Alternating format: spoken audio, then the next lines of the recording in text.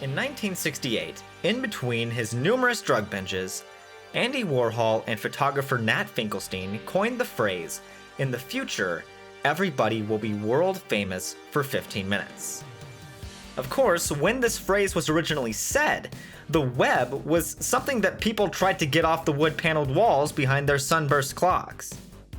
Fast forward to the ultra-connected 21st century, and the desire for recognition, praise, and fortune are at a higher level than ever before. Visions of actors, dancers, and musicians walking red carpets, getting interviewed on late-night talk shows, and having legions of fans tell them how great they are leading people to base their entire self-worth on how many likes an Instagram post gets or how many times their TikTok is shared. That's not to say this is an entirely new concept, however. The human race has always been fascinated by the idea of achieving the superficial glory of fame. But in a world before Ryan Seacrest would be accosted every week by people who wanted to be the next big star, MGM would usher in the 1980s with a film that followed 8 talented students as they walked the grimy streets of New York City and navigated their way through the demanding and intense High School of Performing Arts. This is the story of a British director's first attempt at making a film in the United States, of the formation of a musical duo that would come to dominate the 1980s, and of a movie that would reshape the disco style of 1970s America into the dance pop heavy, leg warmer clad scene of the 80s. This is the story of Fame, the movie.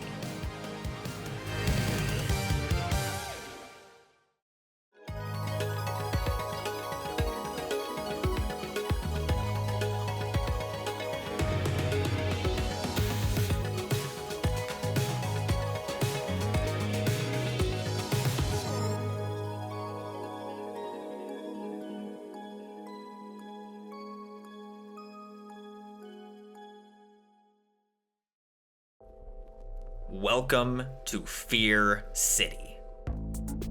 This wasn't the opening sentence of a new Stephen King novel, but rather was the cover of a survival guide for tourists of New York City in the late 1970s.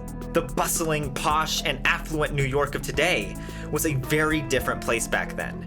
Robberies were up 21%, aggravated assault was up 15%, and burglary was up by 19%. The pamphlet was created by Ken McFeely, the head of the Patrolmen's Benevolent Association, as a way to stop cuts to the police force.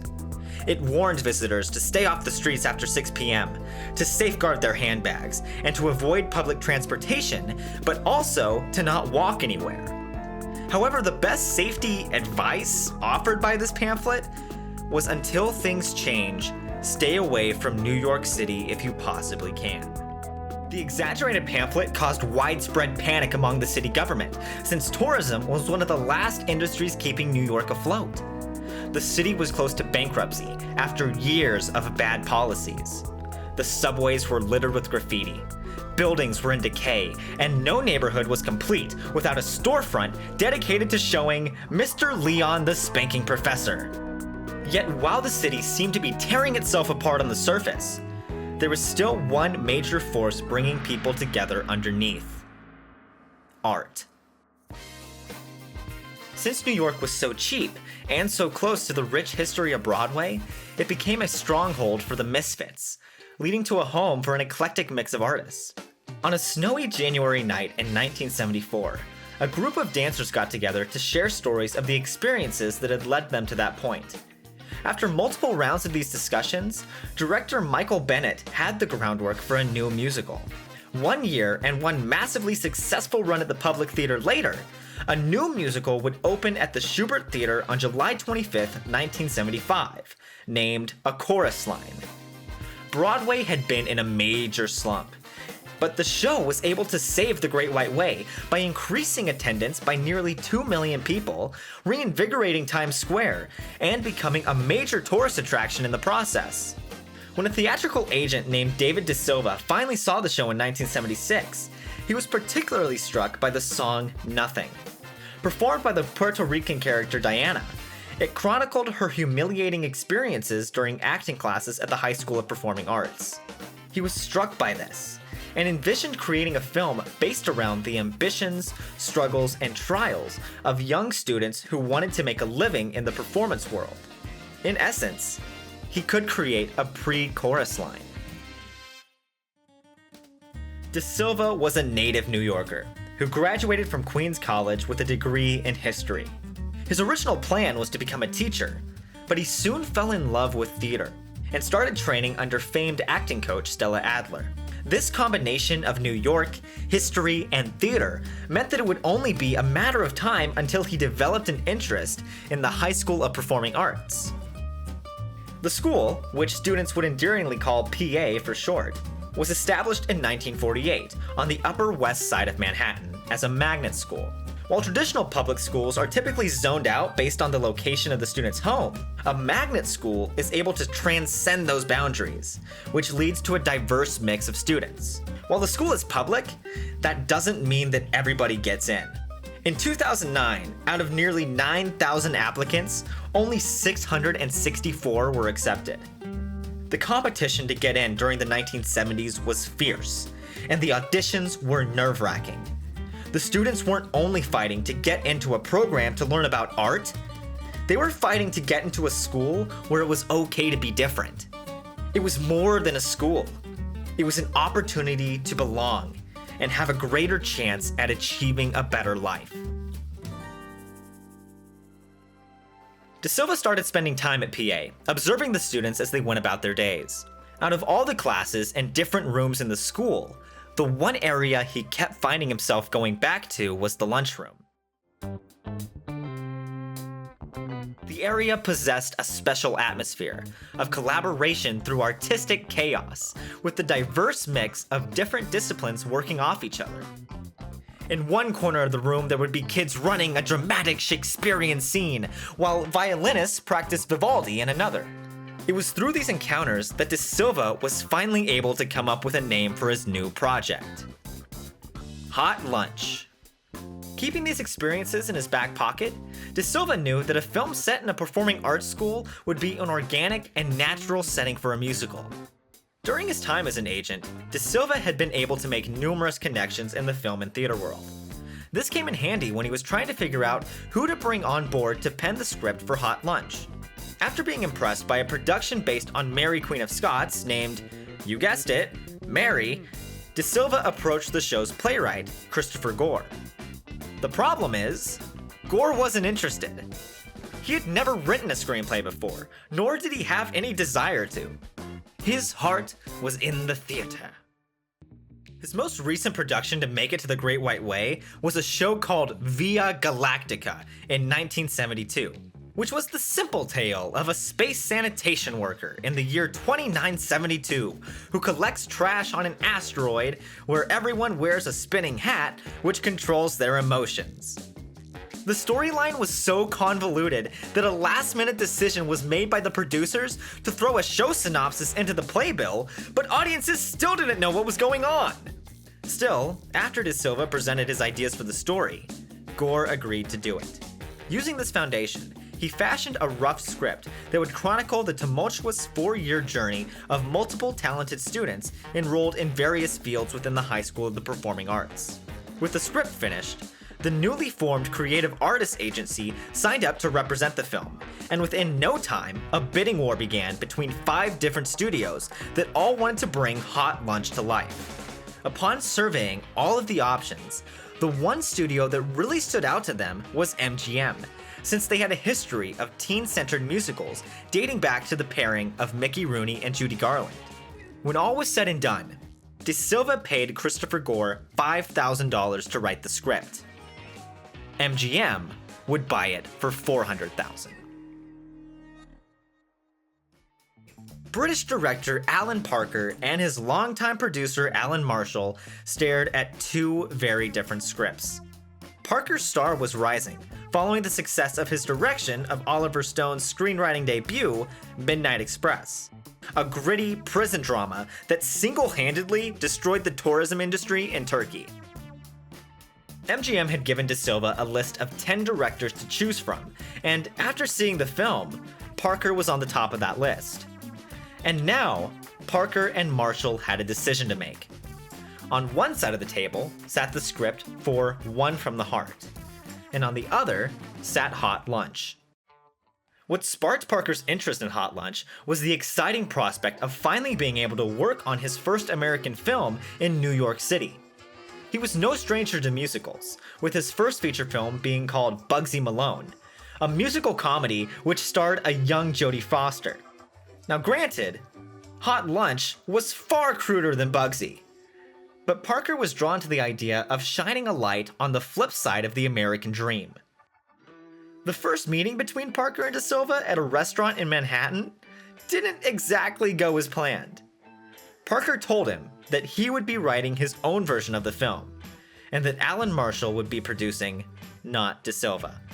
Following the meeting, Parker and Gore went to work on refining the script. The two became frequent guests at PA.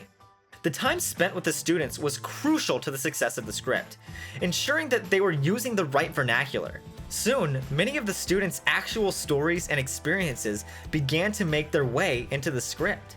One night, Parker was hauled to the 8th Street Playhouse with a couple of the students for a midnight screening of The Rocky Horror Show. The adventure was awe-inspiring for him because he had never observed anything like it. It was spontaneous, it was unique, it had to be in the movie. With the script coming together, Parker next needed to think about how to incorporate the music, and finding a composer was proving to be difficult.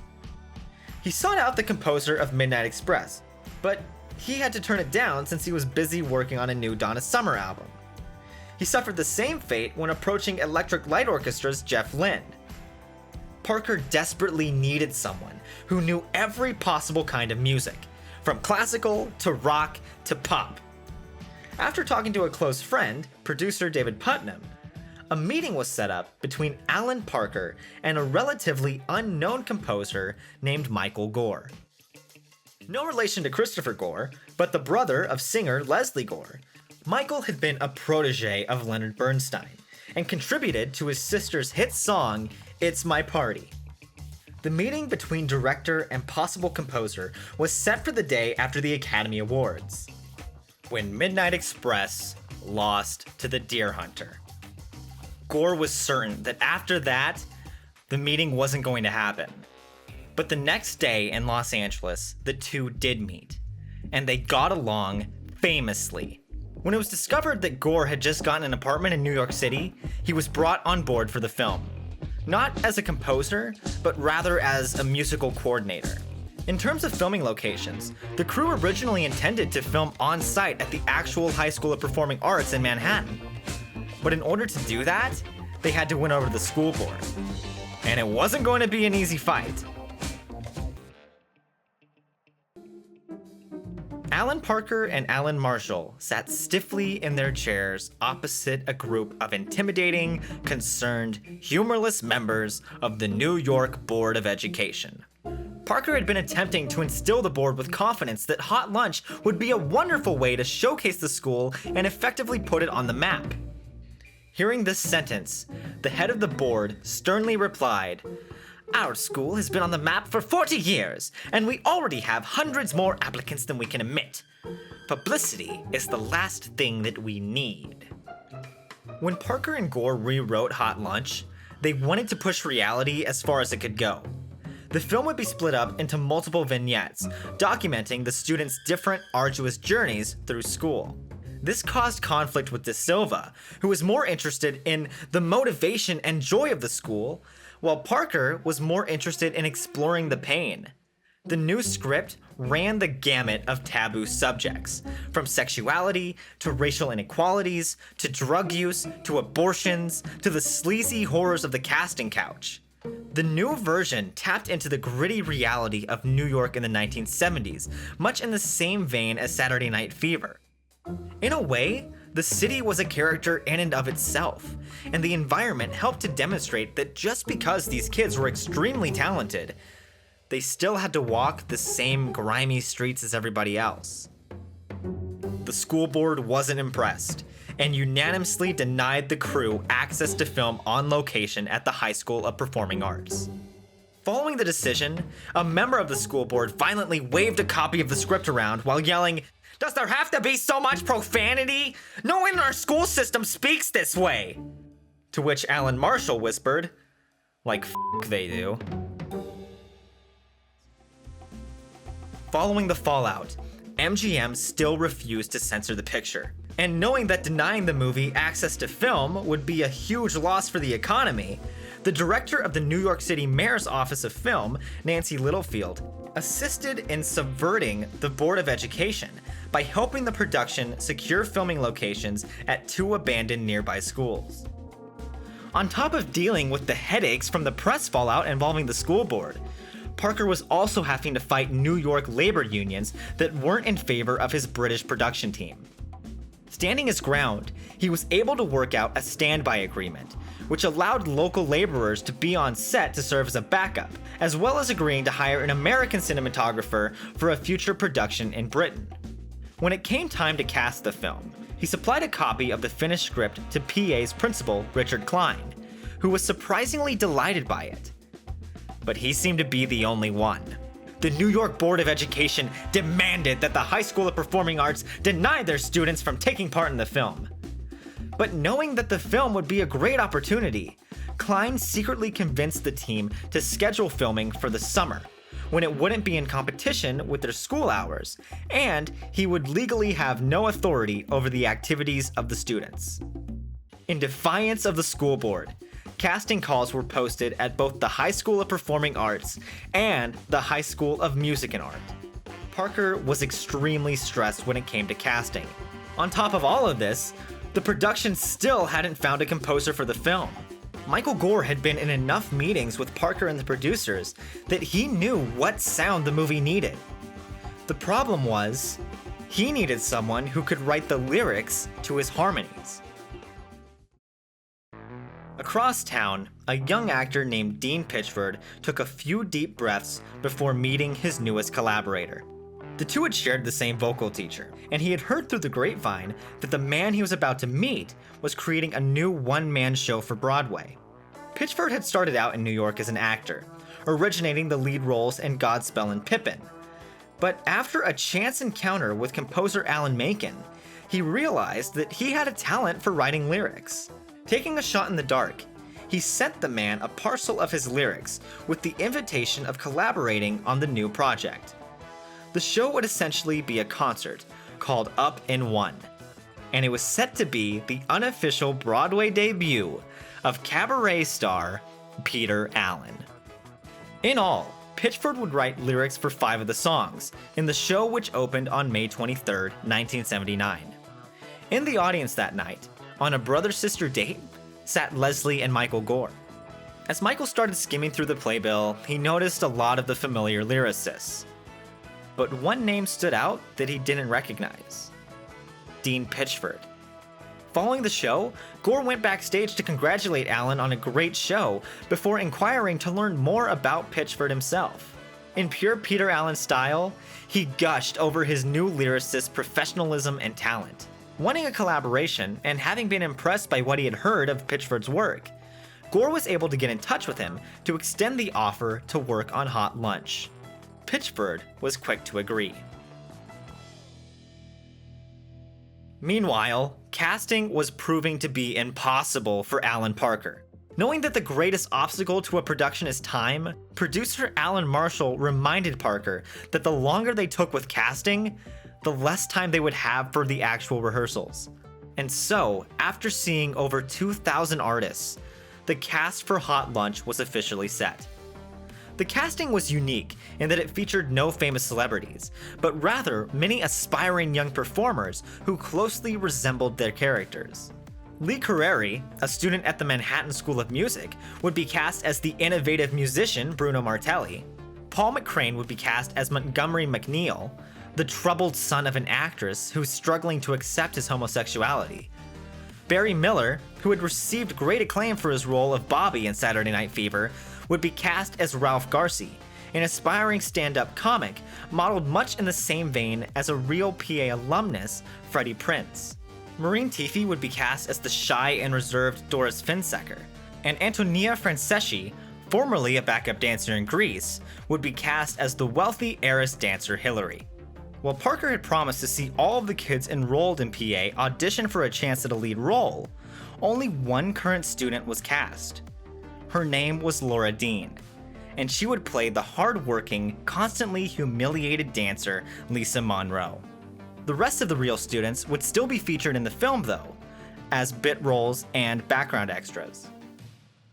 Near the last minute of auditions, a casting director entered the room with a young man she'd found breakdancing on a street corner in Harlem. Parker had still been having trouble finding someone who could bring the cocky, misunderstood, and street-smart character of Leroy Johnson to life. That all changed when he met Gene Anthony Ray. Gene had won a handful of disco awards, and much like the character himself, had been dismissed from PA after 1 year for being difficult to teach.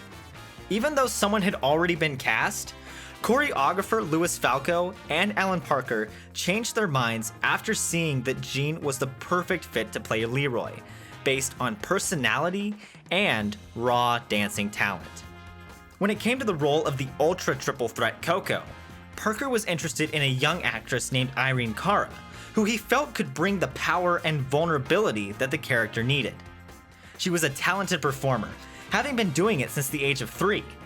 She was a series regular on The Electric Company, and was a Broadway performer, having appeared as Claire in Christopher Gore's 1972 acid trip, Via Galactica.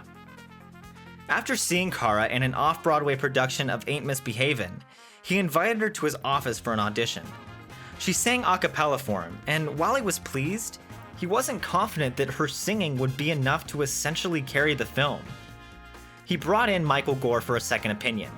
Following the session, Gore called Parker, and the first thing he said was, "Boy, has she got the chops. If she's good enough for you, then she's great for us."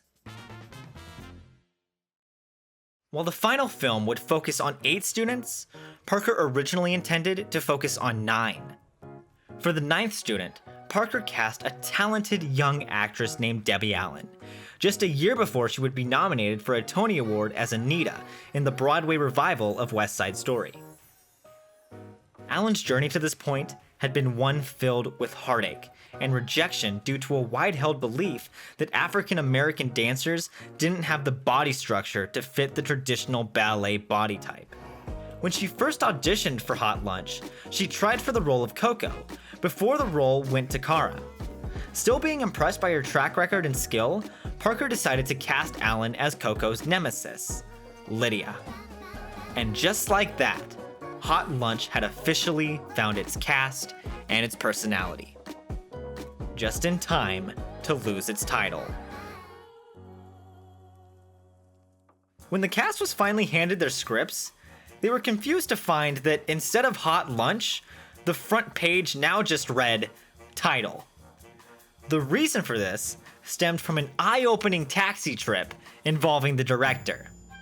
Heading down 8th Avenue, Alan Parker's eyes caught a big marquee advertising the theater's newest adult film. It was called Hot Lunch, and it was featuring the prominent porn star, Al Parker. Around the same time, MGM had been hit with an injunction by the company that had created the film. Needless to say, they had to change the name. The studio sent numerous alternative titles, including Neon Dreams, Break a Leg, Shooting Stars, Spotlight, and the impossible to pronounce if you have a lisp, Pizzazz and Razzle Dazzle. None of them sounded good, and De Silva was still adamant about fighting the injunction. It was 3 weeks into filming when Parker was able to come up with a new title, taking inspiration from a 1975 David Bowie and John Lennon song. The film would now be called Fame. Michael Gore was the only one to know about this change at first, and he wasn't thrilled. The Bowie song of the same title was only 4 years old, and it wouldn't be easy to reuse that name. Still, knowing that there was virtually no competition, he and Pitchford got cracking on a new title song before others could throw their hat in the ring. The team rehearsed the music and dance scenes for 6 weeks before finally starting filming. The British crew was used to working quickly, and Fame was scheduled for an 18-week shoot. Their style of shooting was done a lot faster than the New York-based crew, and this inevitably led to them resenting each other. The short timeline, and one of the worst heat waves in New York City, only added fuel to the fire, especially for Parker, who was remembering why he disliked directing young people. The conditions were brutal, which led to fluctuations in the actors' enthusiasm, performances, and ultimately their ability to get the job done. A number of the actors and crew members were also appalled at the European style of diffused light, which was created by using incense. As a result, the set was stormed by the Screen Actors Guild and Equity, who made the production stop filming and refused to allow the crew to continue until they had ceased use of the incense due to conditions that were possibly hazardous to their members' health. Between the horrible heat, the conflicting film crews, the egos of the cast, and a rapidly shrinking timeline, the stress of the production was beginning to take its toll on everyone involved. But the film's biggest logistical nightmare was yet to come. 3 days.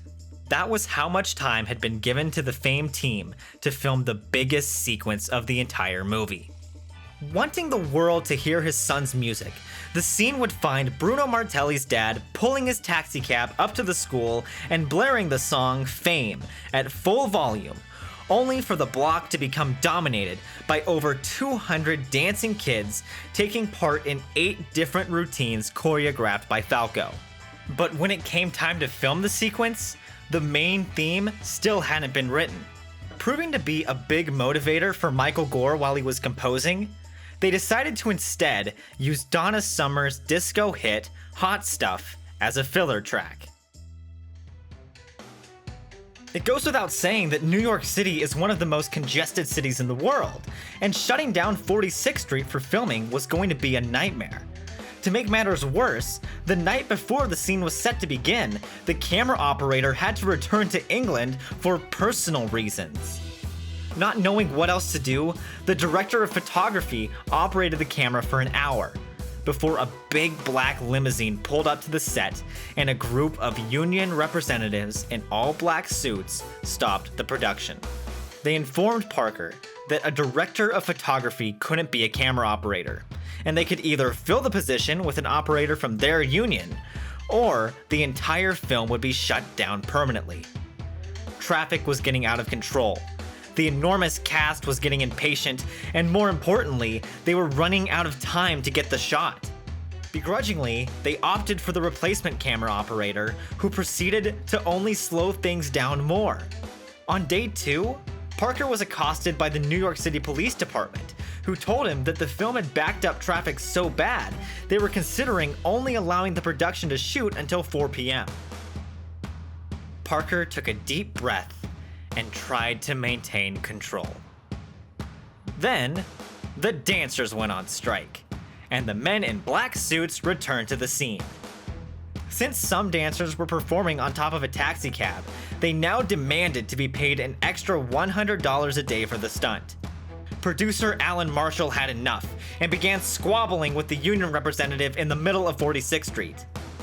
Defeated, Alan Parker turned his back on the fiasco and sat down on an aluminum camera box. He looked at Marshall yelling at the union reps, the actors fanning themselves in the sun, and the massive traffic jam that had come as a result of the film shoot. By the time the disastrous 3-day shoot ended, he was certain that he would never be allowed to make a movie in America again.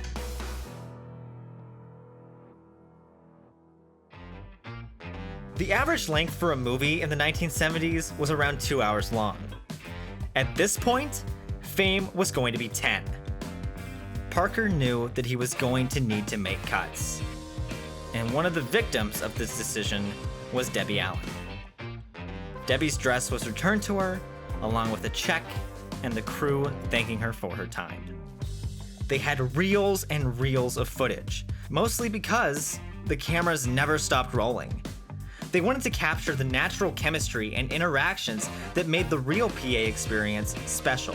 It was this style of filming that made the hot lunch jam sequence even more unique. Everything leading up to the eventual explosion of music wasn't scripted, but rather was the documentation of the cast's natural rapport with one another. In the spirit of trying to keep things grounded in a reality where something like this could really happen, choreographer Louis Falco sought to make the choreography appear spontaneous and represent a sort of controlled chaos. Falco would indulge in the anarchy of creating sequences free of inhibitions. But the timing still needed to be precise, and the actors had to look like they were authentically playing the instruments. To ensure the authenticity, Michael Gore would ascend a ladder with a pair of binoculars to make sure that all the actors were hitting the correct beats in time with the backing tracks. Finally, after nearly 90 days of excruciating filming, the team got ready to shoot the final number. When rewriting the script, Parker listened to the song El Dorado by the Electric Light Orchestra on repeat. ELO was dominating the airwaves, with hits like Don't Bring Me Down, Mr. Blue Sky, and Livin' Thing. The last musical number of the film would see the students celebrating graduation. For that number, Parker was set on using El Dorado as the final song. This was a decision that nearly everybody disagreed with. Dean Pitchford pleaded with Parker to instead use an original song that related to the music. The number would highlight each of the different characters, from the viewpoint of Bruno. Keeping this in mind, Pitchford thought that maybe Bruno's inspiration for writing the song would have come from a poetry class he had taken. He dove into numerous classic poetry anthologies. Then, one night, after a month of trying to figure out the lyrics, he was walking through the streets of New York when he was reminded of a line from Walt Whitman's Leaves of Grass, which said, "I sing the body electric." Later on, at a friend's dinner party, he ran into the bathroom, sat down on the floor, and wrote the lyrics for the entire song in 14 minutes, using the toilet seat as a makeshift table. When Gore and Pitchford presented the number to Parker, he wasn't sold, until his friend, David Putnam, visited the set and caught himself singing the lyrics that Pitchford had written. He turned to Parker and said, "Alan, just use it." And so, against all the odds, Fame would complete filming on October 8th, 1979, on time and without going over their modest $8.5 million budget. Alan Parker's go-to editor, Jerry Hamlin, sat and assembled 3 days worth of footage from the nightmare shots on 46th Street and pasted it together for a dynamic and smooth dance number set to Donna Summer's Hot Stuff. Using only this footage and a couple of clicks for the tempo, Pitchford and Gore would spend the next month attempting to write the title song for Fame that would match up with the dance movements they were seeing on screen. Pitchford began improvising, following each Fame! And after a couple of tries, he finally got a line that stuck. Having the song in place, Gore pulled Alan Parker into an empty music room at Heron High and started banging out the song. Parker was less than thrilled and was even ready to reject the song when he heard Pitchford's new line, "I'm gonna live forever, baby remember my name." Parker thought, who would listen to that? But then he had remembered that it was written for Irene Cara, and decided to wait and see what it would sound like in the studio. Playing to the strength of Cara's voice, Gore and Pitchford went all out to create a hard-hitting, energetic song that was only amplified when Gore layered in synthesizers and guitars to create a song that mixed in elements of disco and the budding dance pop genre that would come to dominate the 1980s.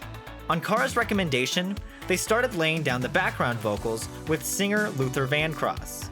After hearing the chorus for the first time, he made them stop and rewind the tape.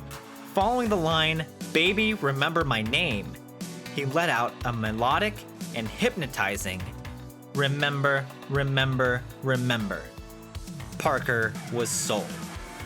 By the end of the process, Parker was impressed by Gore's dedication and work that he finally asked him to be the film's composer. As the date of the premiere came closer, the team was still running into the problem of not being able to conceptualize what image the film's title would project to moviegoers. The answer would come when production designer Jerry Kirkland returned from a New York Yankees game and took inspiration from the font to spell out the movie's title. Instantly, everyone understood. This wasn't just a film about talented teenagers struggling through high school and creating careers. It was a film about growing up and finding success in the beautiful, grime-filled reality of 1970s New York. While it may have been called Fame, it was actually a film about failure and the unrelenting reality of show business in the Big Apple. Fame would have its world premiere on May 12, 1980 at the Ziegfeld Theater in New York, and MGM executives were extremely nervous. They were once known as the studio that had more stars than there were in heaven, and now here they were, about to premiere a film that featured an actual teacher from a New York public school. To help spread the word of mouth for the nationwide release, and to generate a positive critical response, the studio provided a record number of free tickets to many of the advanced screenings, and embarked on a $2.1 million marketing campaign that included releasing the soundtrack 5 days prior to the film's opening. Instantly, regardless of the radio station, time of day, or location, nobody could escape Irene Cara's powerful vocals that assured everybody would remember her name. Shortly after the film was released, it became a cultural phenomenon. Much like Saturday Night Fever, Alan Parker and Christopher Gore's unapologetic approach to the themes of fame, success, and the everyday struggles of teenage life resonated with audiences. Just 3 weeks after the film was released, MGM began production on a pilot episode for a television spin-off. Since it would be on NBC, the grit and raw truth of the film would be watered down, and the only cast members to return would be Jean Anthony Ray, Lee Carrere, and Albert Hodge. Despite having her lines in the film drastically cut down, and her role changed from a student to a barely seen dance instructor, the producers knew that they needed a real trained dancer for the television show. To fill this spot, they brought back Debbie Allen to grow the character of Lydia and become the guiding force of the show. The wins for Fame would continue at the 1981 Academy Awards, when the film would become the first movie in history to have 2 songs nominated for Best Original Song, with Michael Gore and Dean Pitchford eventually winning for the Irene Cara smash hit, Fame. The most jaw-dropping win of the night came when Gore, who wasn't originally the composer, won the Oscar for Best Original Score. This was his first attempt, and he was able to beat out John Williams and The Empire Strikes Back. As the years continued to pass, Fame proved to be a launching pad for nearly everybody involved. Irene Cara went on to sing the unofficial anthem of the decade with 1983's Flashdance What a Feeling. Dean Pitchford would attempt to write a movie musical of his own after learning about a small town in Oklahoma which had just made dancing legal. Michael Gore would go on to compose numerous scores for 1980s hits like Terms of Endearment and Pretty in Pink. And Alan Parker would continue his work with musicals, directing Pink Floyd's The Wall in 1982, and taking the helm for the film adaptation of Andrew Lloyd Webber's Evita in the 90s. Though the show's conceptualizer David De Silva wasn't as involved with the film, he made the smart move of keeping the rights for television and stage adaptations when selling the rights to MGM. Fame would become his life's work. And though the decision was made to not bring the show to Broadway, stage productions continued to dominate the globe, with De Silva now going by the name Father Fame.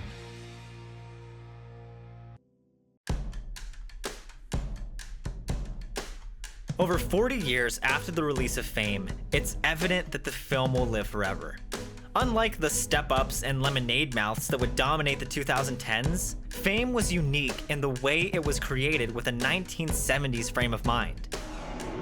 The the film basically revitalized the teen musical genre that had been made famous by Mickey Rooney and Judy Garland by adding dramatic elements into the narrative. It didn't shy away from themes of feminism, racial pride, and gay liberation, but embraced them in a way that hadn't really been seen before. When I'm bad, I'm better. When I'm good, I'm really good, girl. When I'm bad, I'm better. Alan Parker didn't want to make a quote-unquote musical, but rather wanted to create a dynamic narrative that revolved around character development that would occasionally have a song or two. It helped that he took a shot on the pair of Michael Gore and Dean Pitchford, who inadvertently created the soundtrack for the MTV generation. It was really the title song, complemented by the footage of New York City kids dancing on taxicabs, that would become the defining snapshot of what the 80s would become. Fame at any cost. Fame would be a film that would heavily influence the American culture in the 1980s, especially as the narcissistic tendencies of the time began to take hold. And soon, much like Warhol and Finkelstein predicted, everyone became obsessed with claiming their 15 minutes of fame.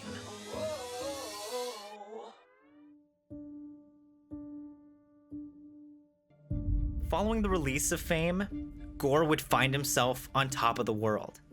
And to celebrate, he and his partner would go to the Met for a performance of Alban Berg's opera, Lulu. Little did they know, this date night wouldn't only change their lives, but the state of Broadway forever. This is what it's all been leading up to.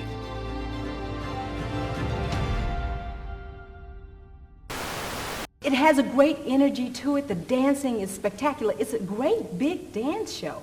And the music is divine and the cast is incredible. Oh, we found a wonderful young girl from London to play Carrie. Oh. Special thanks to our amazing center stage patrons: Defunctland, Autumn, Brent Black, NoxieZeBat, Nate Gardner, Ethan, Julian Dene, LAZTM Productions, Tommy Kindall, Abigail Verzella, John Fogg, Mark S., The Kid Tested Mother Approved Podcast, JC, Chase Eugene McCants, Katherine Esperanza, Briana Michelle Meyer, Schaffrillas Productions, Melissa Marquette, Hailee Longo, Aidan Lam, Justin Laurie, The Drawer Kring, Sammi Kornecki, Musicals with Cheese, Sebastian Canino, and Emily Charuas.